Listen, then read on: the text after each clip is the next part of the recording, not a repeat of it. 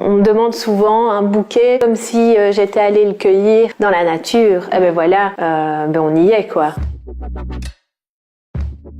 J'ai fait une formation au cours du soir il y a 5 ans. Ça fait un peu pompeux, mais c'est un peu le terme qui s'utilise de plus en plus. Je reçois mes clients, on parle de leur projet, on parle de leur événement en long et en large, et je crée vraiment une ambiance florale, décorative pour leur événement. C'est assez marrant parce que quand il fallait bien que je me trouve un nom, j'ai quand même réfléchi à quand on reçoit un bouquet de fleurs, qu'est-ce que disent les gens? Et ça m'a toujours frappé que souvent, c'est un peu la surprise et on fait « Oh, c'est pour moi !» En fait, on rentre directement comme ça dans on fait une page Facebook et puis des gens viennent à vous et puis ça grossit et ça grandit. Le retour des gens quand on revient vers vous en vous disant « Merci, vraiment, un indispensable de travail ».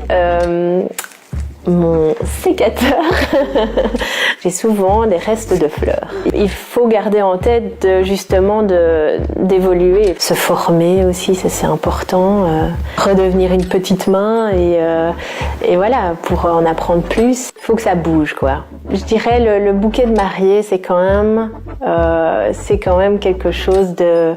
Voilà, on a une petite pression au moment de le faire. Quand je reviens à Charleroi, je vais facilement boire un verre ou parfois rencontrer des clients au quai 10.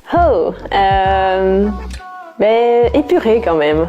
Le pompon, c'est le gypsophile. C'est une fleur que tout le monde adore et qui sent la pisse de chat. Il y a plein de choses qui découlent de ce métier auxquelles je m'attendais pas. Et les collaborations amènent vraiment vers des nouvelles perspectives, me donnent des nouvelles envies et je pense que c'est vraiment important quand on travaille son art entre guillemets ou quand on entreprend quelque chose, c'est vraiment de pas avoir peur d'aller vers les autres parce que ça peut vraiment ouvrir des nouveaux champs des possibles qui peut être vraiment énorme et donc voilà.